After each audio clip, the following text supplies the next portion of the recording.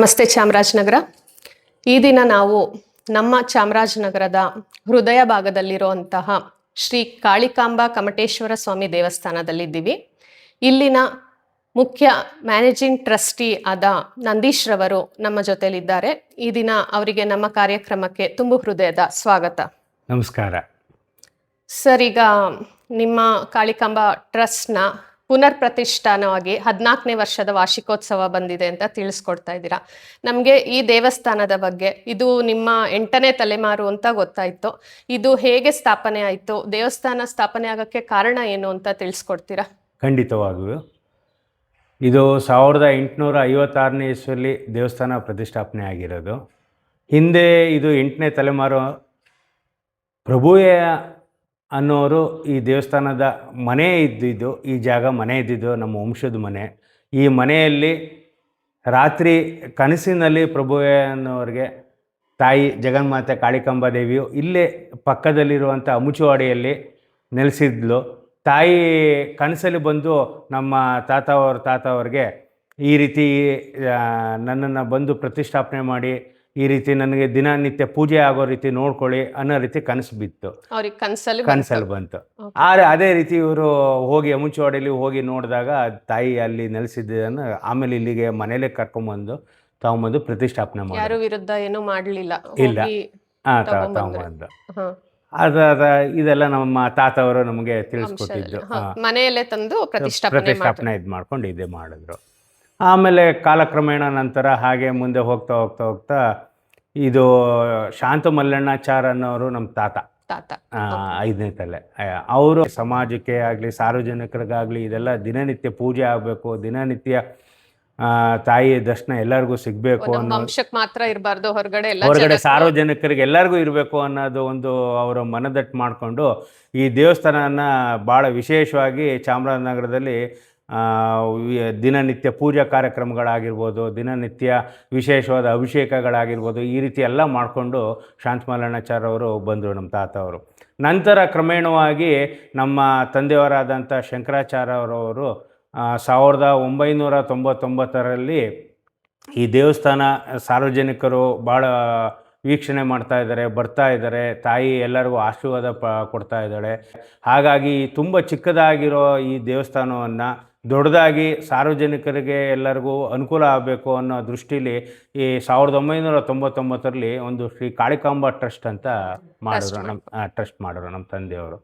ಆ ಟ್ರಸ್ಟ್ನಲ್ಲಿ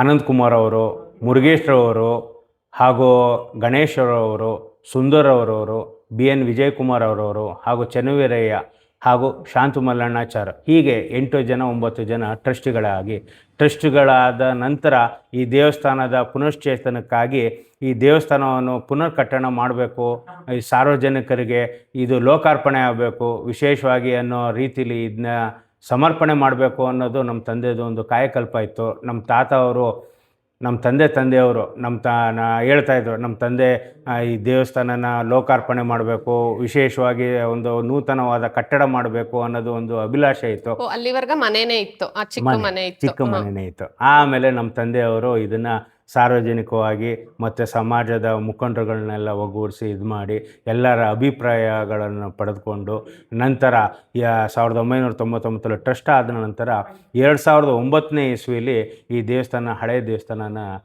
ಡೆಮಲಿಷ್ ಮಾಡಿ ಕೆಡವಿ ನಂತರ 2012ನೇ ಇಸ್ವಿಯಲ್ಲಿ ಈ ದೇವಸ್ಥಾನನ ಲೋಕಾರ್ಪಣೆ ಆಯಿತು, ಈ ನೂತನ ಕಟ್ಟಡ. ಆವಾಗ ಟ್ರಸ್ಟ್ನಲ್ಲಿ ನಮ್ಮ ತಂದೆ ನನಗೆ ಹೇಳ್ತಾ ಇದ್ದಿದ್ದು ಕೇವಲ ಬರೀ 1,80,000 ರೂಪಾಯಿ ಇತ್ತು ಹಣ ಟ್ರಸ್ಟ್ನಲ್ಲಿ. ಎಲ್ಲ ಹಣ ಹೂಡಿಕೆ ಮಾಡಿಕೊಂಡು ಎಲ್ಲರ ಹತ್ರನೂ ಪಡ್ಕೊಂಡು ದೇವಸ್ಥಾನ ಕಟ್ಟೋಣ ಅನ್ನೋದು ಒಂದು ಅಭಿಪ್ರಾಯ ಇತ್ತು. ಆಮೇಲೆ 1,80,000 ರೂಪಾಯಿ ಅಷ್ಟೇ ಇದ್ದು 18 ಲಕ್ಷ ರೂಪಾಯಿ ಎಸ್ಟಿಮೇಟ್ ಆಗಿತ್ತು. ಬಿಲ್ಡಿಂಗ್ ಕನ್ಸ್ಟ್ರಕ್ಷನ್ ಇದಕ್ಕೆ 18 ಲಕ್ಷ ರೂಪಾಯಿ ಎಸ್ಟಿಮೇಟ್ ಆಗಿತ್ತು. ಆಮೇಲೆ ನಮ್ಮ ತಂದೆ ತುಂಬ ಧೈರ್ಯ ಮಾಡಿ ಇದನ್ನು ಪ್ರಾರಂಭ ಮಾಡ್ಬಿಡೋಣ, ತಾಯಿ ನಡ್ಸ್ಕೊಂಡು ಹೋಗ್ತಾಳೆ, ಆಶೀರ್ವಾದ ಆಗುತ್ತೆ, ಮುಂದಿನ ದಿನಗಳಲ್ಲಿ ಪ್ರಾರಂಭ ಆದಮೇಲೆ ಎಲ್ಲರೂ ಸಹಾಯ ಮಾಡೋ ಮನೋಭಾವ ಬರ್ಬೋದು ಅನ್ನೋ ದೃಷ್ಟಿಯಲ್ಲಿ ಧೈರ್ಯ ಮಾಡಿ 1,80,000 ರೂಪಾಯಿ ಇದರಲ್ಲಿ ಕಟ್ಟಡನ ಪ್ರಾರಂಭ ಮಾಡಿದ್ರು. ನಿಜವಾಗ್ಲೂ ತುಂಬ ಹಂತವಾಗಿ ತಾಯಿ ಯಾವ ರೀತಿ ಪ್ರತಿದಿನ ನಡೆಸ್ಕೊಂಡು ಹೋದ್ಲು, ಯಾವುದೇ ರೀತಿ ಒಂದು ಸಣ್ಣ ಒಂದು ದಿನನೂ ನಮಗೆ ತೊಂದರೆ ಆಗಲಿಲ್ಲ. ಕಟ್ಟಡ ಕಟ್ಟೋದಕ್ಕೆ ಸರಾಗವಾಗಿ ಈ 18 ಲಕ್ಷ ರೂಪಾಯಿ ಎಸ್ಟಿಮೇಟ್ ಇದ್ದಿದ್ದು 35 ಲಕ್ಷ ರೂಪಾಯಿಗೆ ಹೋಯ್ತು. ಒಂಟು ಡಬಲ್ ಆಯಿತು. ಹೇಗೆ ಅಂತಂತಂದರೆ ಗೋಪುರದ ಕಾನ್ಸೆಪ್ಟ್ ಇರಲಿಲ್ಲ, ಗೋಪುರ ಇರಲಿಲ್ಲ, ಗ್ರಾನೈಟ್ ಇರಲಿಲ್ಲ, ಇದೆಲ್ಲ ಕಾನ್ಸೆಪ್ಟ್ ಇರಲಿಲ್ಲ. ದೇವಸ್ಥಾನ ಆಗಬೇಕು ಅನ್ನೋದು ಬಿಲ್ಡಿಂಗ್ ಕಟ್ಟಬೇಕು ಅನ್ನೋದು ಒಂದು ಉದ್ದೇಶ ಇತ್ತು.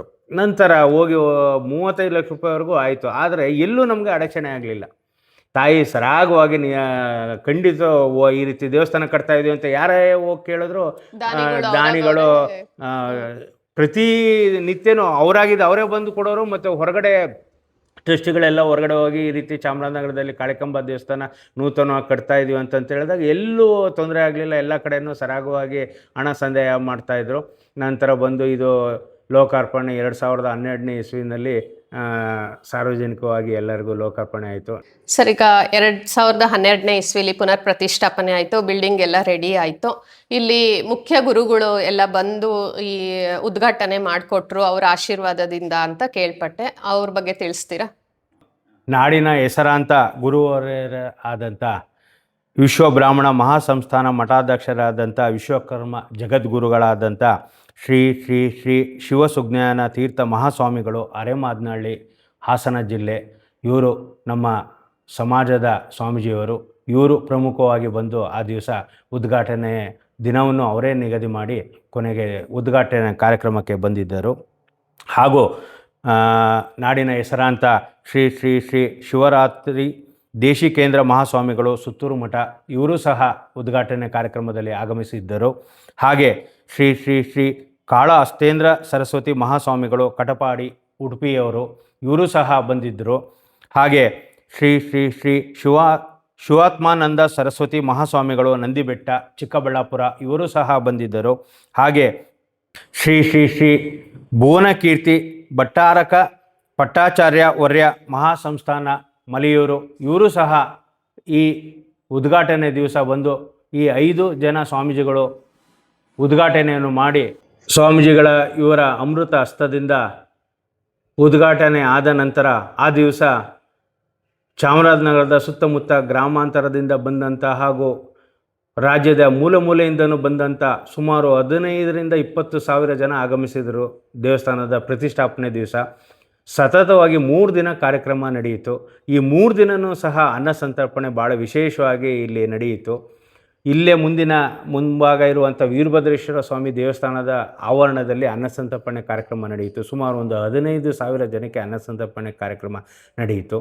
ಮುಂದೆ ಈ ಅನ್ನಸಂತರ್ಪಣೆ ಕಾರ್ಯಕ್ರಮ ನಂತರ ಪೂಜಾ ಕಾರ್ಯಕ್ರಮಗಳು ನಡೀತಾ ಹಾಗೆ ಬಂದ ದಿನಗಳಲ್ಲಿ ಇಲ್ಲಿ ನಾವು ಪ್ರತಿ ತಿಂಗಳು ಹುಣ್ಣಿಮೆ ದಿವಸ ಒಂದು ಸತ್ಯನಾರಾಯಣ ಪೂಜೆ ಆಗಬೇಕು ಅನ್ನೋದು ಒಂದು ಸಂಕಲ್ಪವನ್ನು ಪ್ರಾಚಾರ್ಯರಾದಂಥ ಪ್ರದೀಪ್ ಕುಮಾರ್ ದೀಕ್ಷಿತ್ ಅವರು ಕಾರ್ಯಕ್ರಮ ಆಗಬೇಕು, ಒಂದು ಸತ್ಯನಾರಾಯಣ ಪೂಜೆ ಆಗಬೇಕು ಅನ್ನೋದು ಒಂದು ಸಂಕಲ್ಪ ಮಾಡಿಕೊಂಡ್ರು. ಪ್ರತಿ ತಿಂಗಳು ಹುಣ್ಣಿಮೆ ದಿವಸ ಹುಣ್ಣಿಮೆ ದಿವಸ ಸಂಕಲ್ಪ ಮಾಡಿಕೊಂಡು ಹುಣ್ಣಿಮೆ ದಿವಸ ಸತ್ಯನಾರಾಯಣ ಪೂಜೆ ಪ್ರಾರಂಭ ಮಾಡೋದು.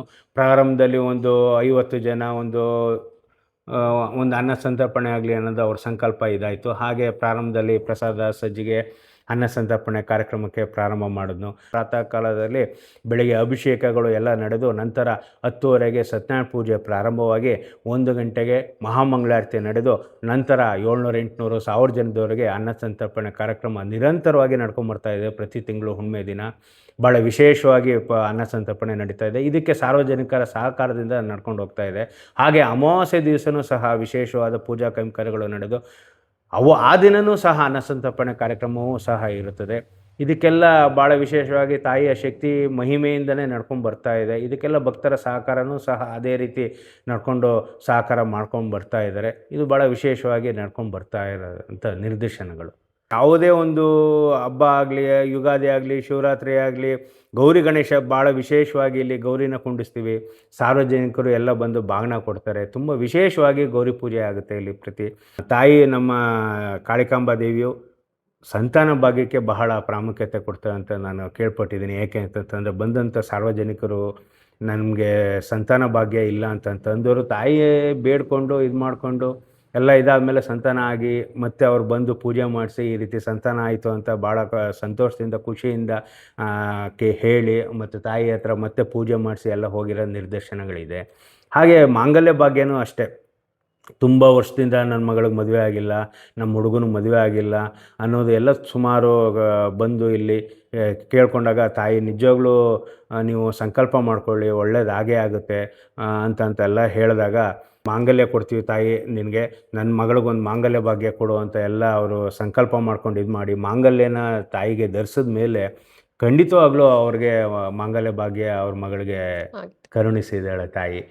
ಭಾಳ ಸಂತೋಷವಾಗ್ತಾ ಇದೆ ನಮಗೂ. ಈ ಹಿರಿಯರೆಲ್ಲ ಮಾಡ್ಕೊಂಡು ಹೋಗಿರೋದ್ರೆ ಮುಂದೆ ನಾನು ನಡೆಸ್ಕೊಂಡು ಹೋಗ್ತಾ ಇದ್ದೀನಿ.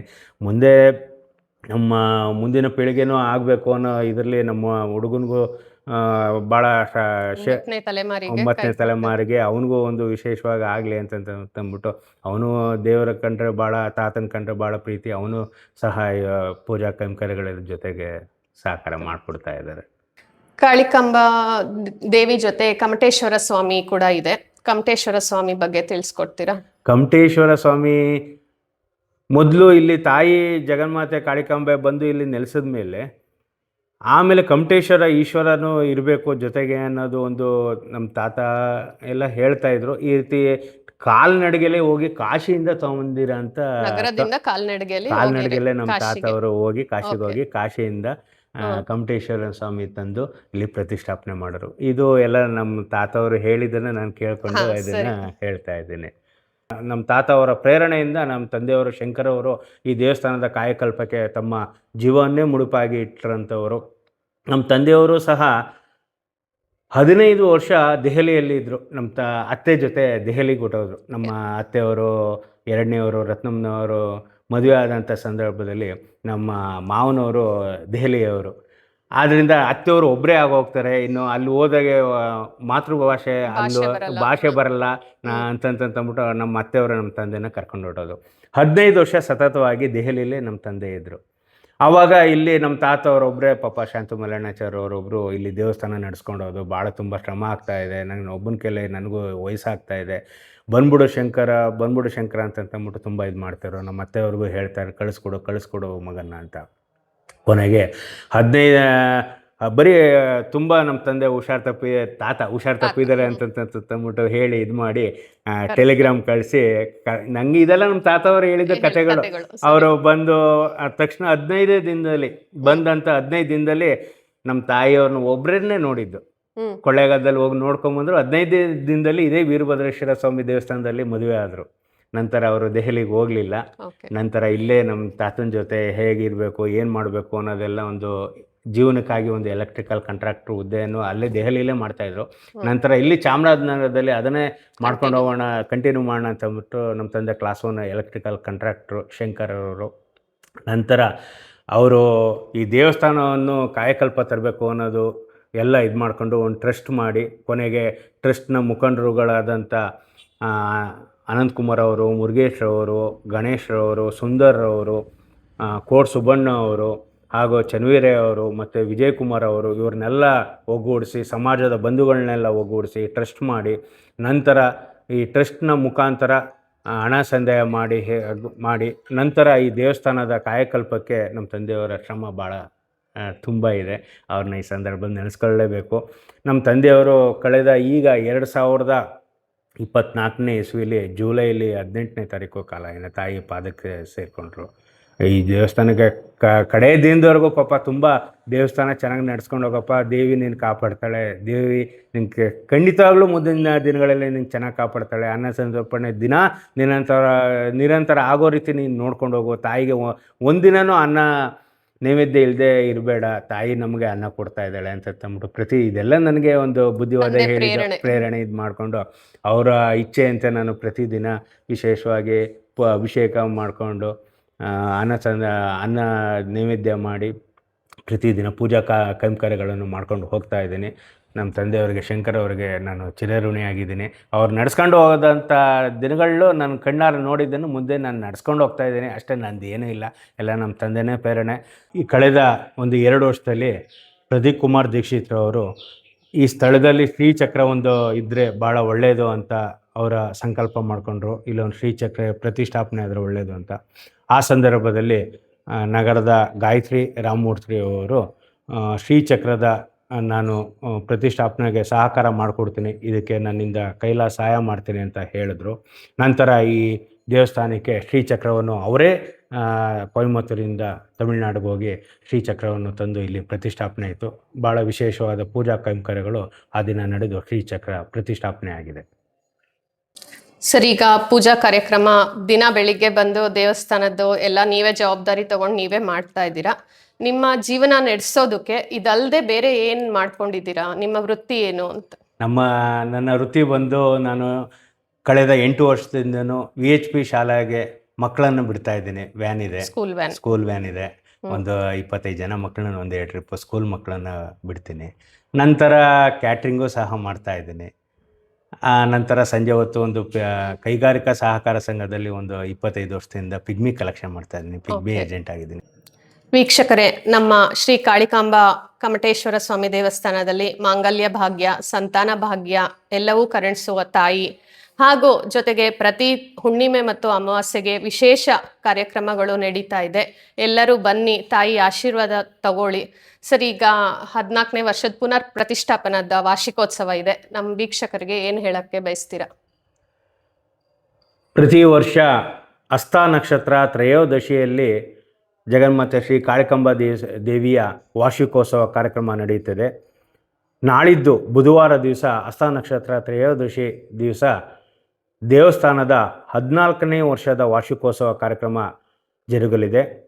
ಭಕ್ತ ಮಹಾಶಯರು, ಸಾರ್ವಜನಿಕರು, ವಿಶೇಷವಾಗಿ ನಗರದ ಜನತೆಯರು, ದೇವಿಯ ಭಕ್ತರು ಎಲ್ಲರೂ ಸಹ ಆಗಮಿಸಿ ಪ್ರಾತಃ ಕಾಲದಿಂದಲೂ ವಿಶೇಷವಾದ ಹೋಮ ಹವನಗಳು ನಡೆದು ನಂತರ ಕುಂಭಾಭಿಷೇಕ, ನಂತರ ವಿಶೇಷವಾದ ಅಲಂಕಾರದೊಂದಿಗೆ ತಾಯಿಯು ದರ್ಶನ ನೀಡಲಿದ್ದಾಳೆ.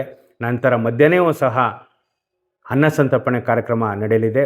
ಸಾರ್ವಜನಿಕರು, ನಗರದ ಜನತೆಯು ಹೆಚ್ಚಿನ ಸಂಖ್ಯೆಯಲ್ಲಿ ಆಗಮಿಸಿ ಕುಟುಂಬ ಸಮೇತರಾಗಿ ಆಗಮಿಸಿ ತಾವುಗಳು ಬಂದು ದೇವಿಯ ದರ್ಶನ ಪಡೆದು ದೇವರ ಕೃಪೆಗೆ ಪಾತ್ರರಾಗಬೇಕೆಂದು ಶ್ರೀ ಕಾಳಿಕಾಂಬಾ ಟ್ರಸ್ಟ್ ವತಿಯಿಂದ ಕೇಳಿಕೊಳ್ಳುತ್ತೇನೆ. ವೀಕ್ಷಕರೇ, 29ನೇ ತಾರೀಕು ಬರುವ ಬುಧವಾರ ಇಲ್ಲಿ 14ನೇ ವರ್ಷದ ಪುನರ್ ಪ್ರತಿಷ್ಠಾಪನಾ ವಾರ್ಷಿಕ ಮಹೋತ್ಸವ ಇದೆ. ಎಲ್ಲರೂ ಕುಟುಂಬ ಸಮೇತರಾಗಿ ಬಂದು ದೇವಿಯ ಆಶೀರ್ವಾದ ಪಡೀರಿ ಅಂತ ಹೇಳ್ತೀವಿ. ಇಷ್ಟು ಹೊತ್ತು ನಮ್ಮ ಜೊತೆ ಈ ಒಂದು ಸಮಯ ನಮಗೋಸ್ಕರ ಕೊಟ್ಟು ನಮ್ಮ ಚಾನಲ್ಗೆ ಬಂದು ಈ ದೇವಸ್ಥಾನದ ಬಗ್ಗೆ ತಿಳಿಸ್ಕೊಟ್ಟಂತಹ ನಂದೀಶ್ ಅವರಿಗೆ ತುಂಬು ಹೃದಯದ ಧನ್ಯವಾದಗಳು. ನಮಸ್ತೆ.